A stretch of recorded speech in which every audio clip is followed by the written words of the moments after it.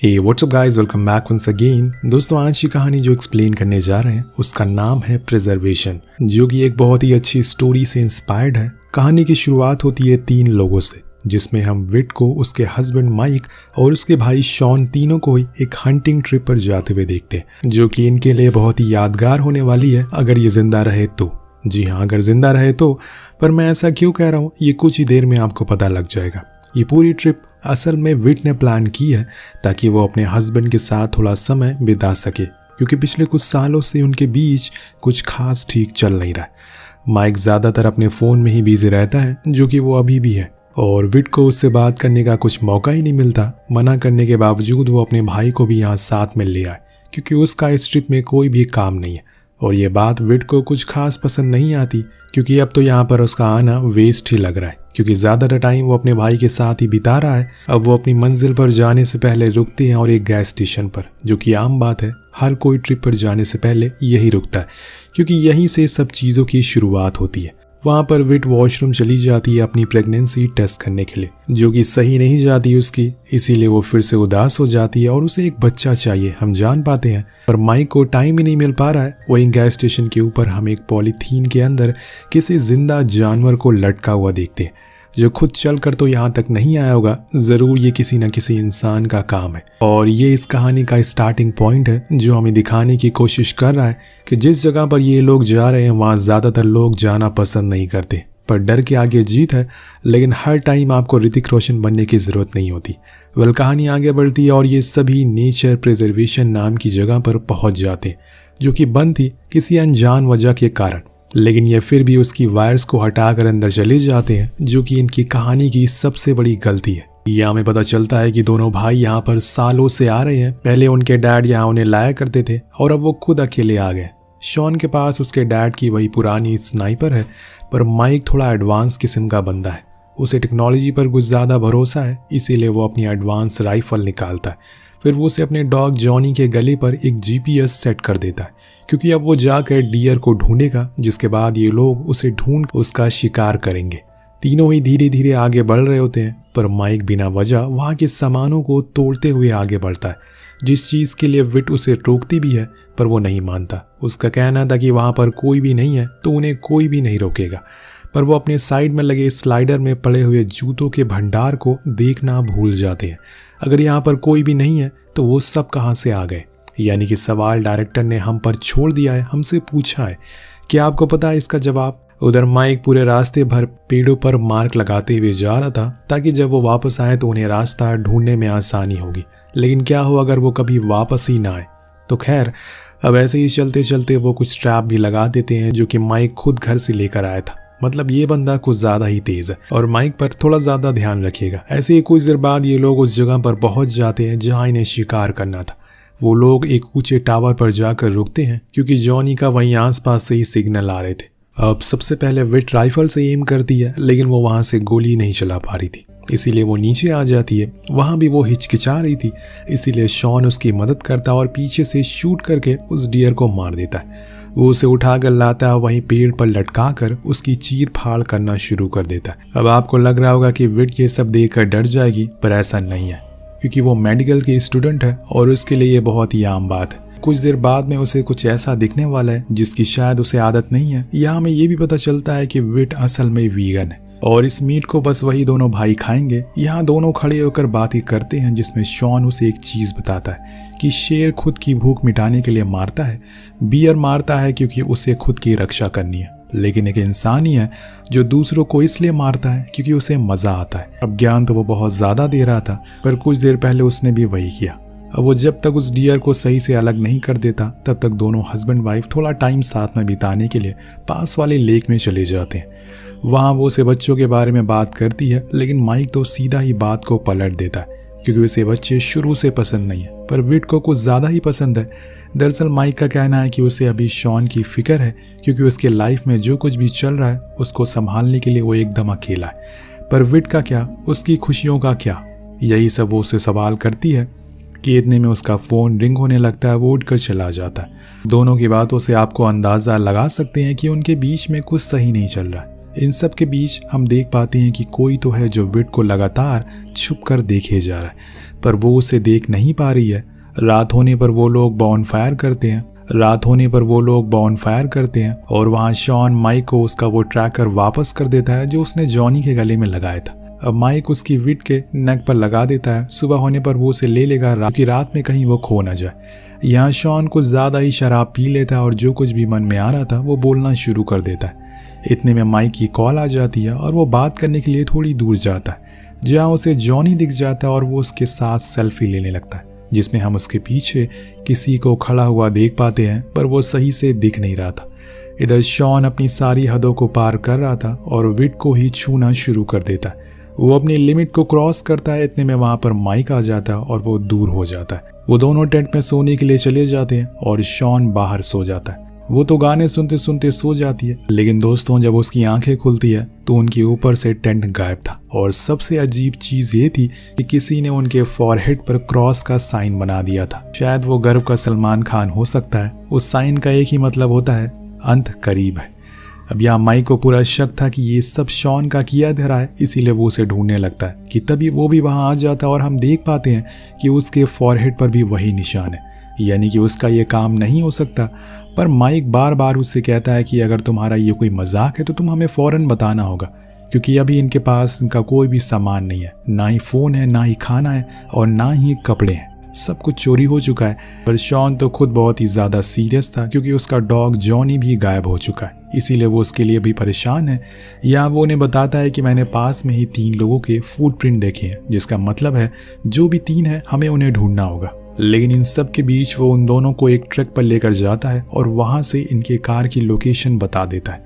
वहां पहुंचकर वो उसका इंतजार कर सकते हैं, क्योंकि अभी वो जॉनी को ढूंढने के लिए जा रहा है। पर उसकी ये बात भी माइक को उसकी चाल लगती है। इन सब के बीच विट भी शॉन के साथ ही थी और उसे जाने को कहती है, जिस चीज को देखकर माइक को आ जाता है और भी गुस्सा, और वो कहता है कि मुझे तो शुरू से शक था तुम दोनों पर कि तुम्हारा अफेयर चल रहा है। और ये बात सुनकर शॉन को तो आ जाता है और गुस्सा, और दोनों में हो जाती है भिड़त। इतने में विट उन्हें बताती है कि वो प्रेग्नेंट है, और ये सुनकर शॉन चुप हो जाता है और जॉनी को ढूंढने के लिए चला जाता है। वहीं माइक भी विट के साथ कार की लोकेशन पर चलने लगता है, लेकिन हम देख पाते हैं कि फिर से कोई उनका पीछा कर रहा है। वहीं दूसरी ओर शॉन किसी भी चीज को ढूंढने में माहिर है शुरू से ही, इसीलिए वो अपनी टेक्निक का इस्तेमाल करके उस जगह पर पहुंच जाता है जहां जाकर जॉनी का फुटप्रिंट खत्म हुआ था।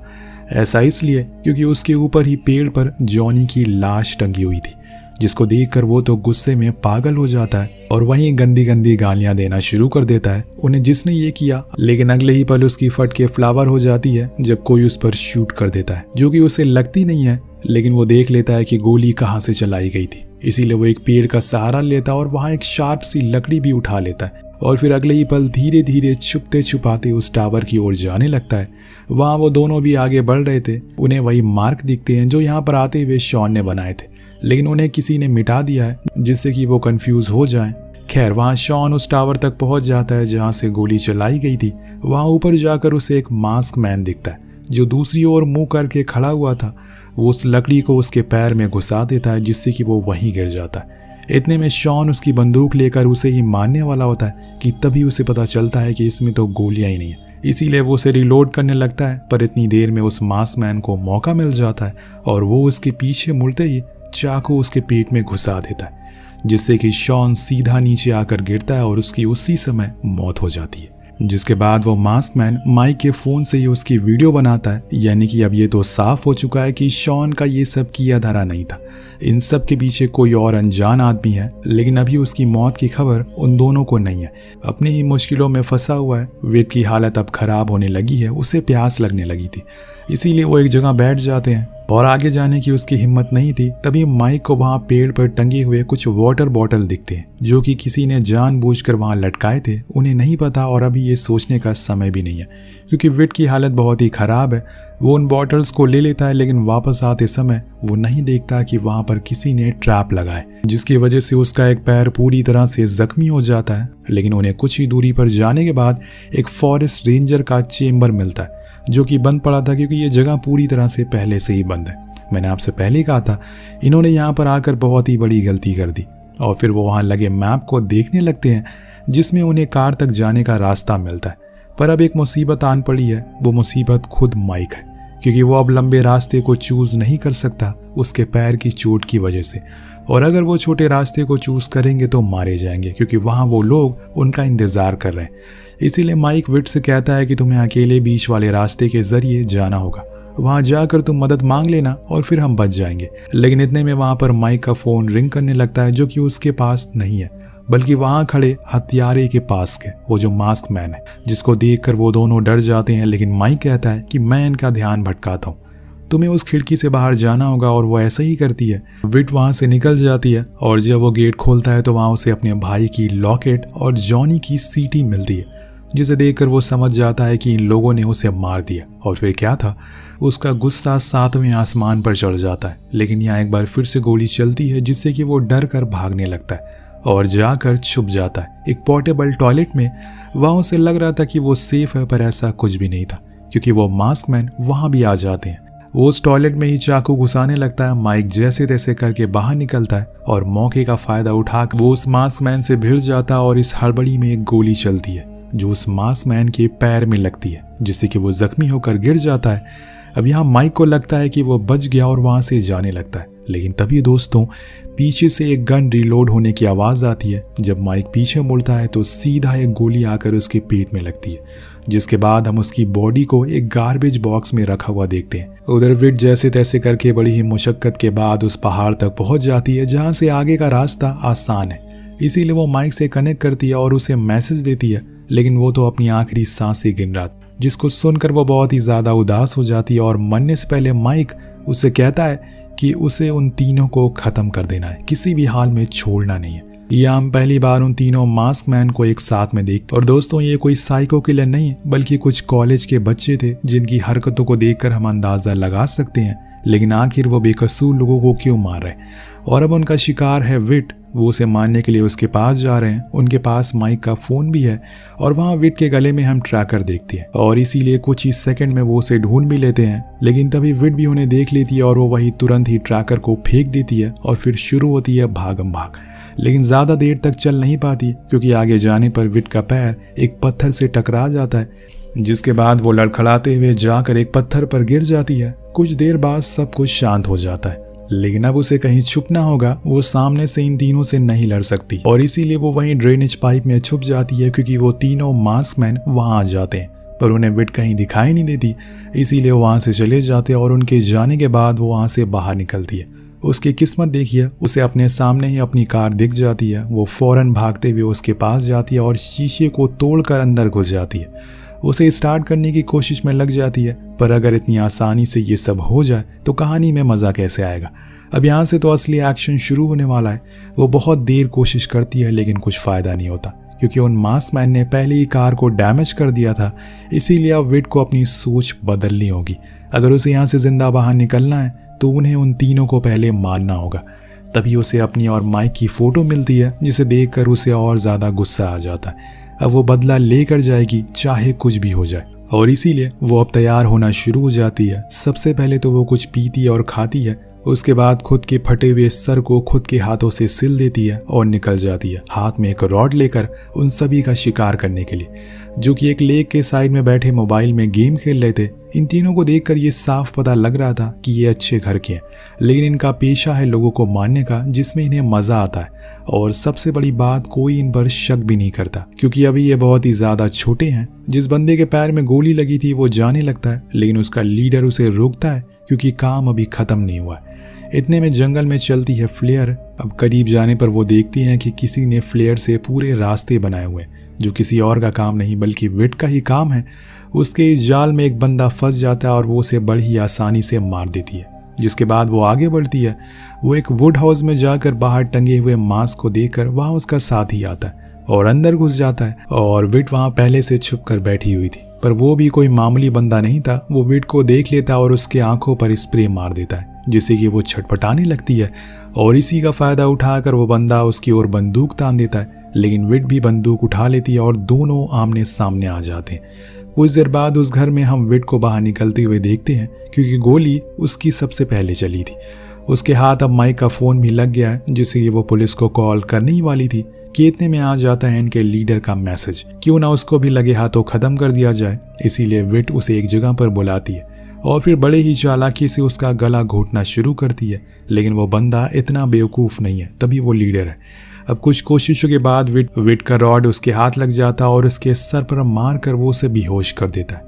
वो उसे घसीट कर ले जाता है जहाँ पर उसकी चीर फाड़ करने वाला, वो भी जिंदा हालत में। अब विट को भी होश आता है और वो अपने आखिरी पलों में माइक को याद करती है कि तभी उसके पास फोन आ जाता है उसकी मॉम का। वो मास्क मैन और यहाँ उस मास्क मैन को हम पहली बार उसका चेहरा देख पाते हैं और अंदाज़ा लगा सकते हैं कि ये किसी हाई स्कूल का लड़का होगा। लेकिन इसके अंदर इतनी हैवानियत कहाँ से आई, किसी को नहीं पता।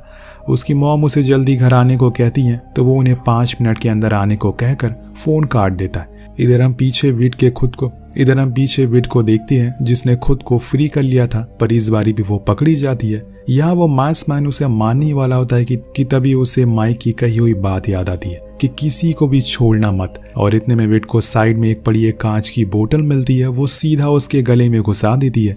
और दोस्तों ये वही बोतल थी जो माइक आते हुए तोड़ रहा था और उसने उसके लिए उसे डांटा भी था, पर अब वही बोतल उसके काम आ गई। वो मास्क मैन वहीं गिर जाता है और उसकी मौत हो जाती है। उसके बाद विट सभी वीडियो को चेक करती है जिसमें न जाने कितने लोगों को इन लोगों ने मारा था और उन सभी की वीडियोस बनाई थी। उसमें माइक की भी वीडियो मिलती है जिसे देखकर वो इमोशनल हो जाती है। वो उन्हीं की साइकिल लेकर वहाँ से शहर आ जाती है और इसी सीन के साथ ये कहानी यहीं ख़त्म हो जाती है। शुरुआत में हमने इस कहानी में काफ़ी देर उलझाए रखा और ऐसी एंडिंग की तो बिल्कुल भी उम्मीद नहीं थी। यहाँ पर विट आई थी अपने पति और उसके भाई के साथ, लेकिन यहाँ से वापस गई सिर्फ अपने बच्चे के साथ। और इसी के साथ कहानी का दी एंड हो जाता है। आपको कहानी कैसी लगी नीचे कमेंट करके ज़रूर बताएगा। मिलते हैं अगली वीडियो में। Thank you so much watching. Peace out.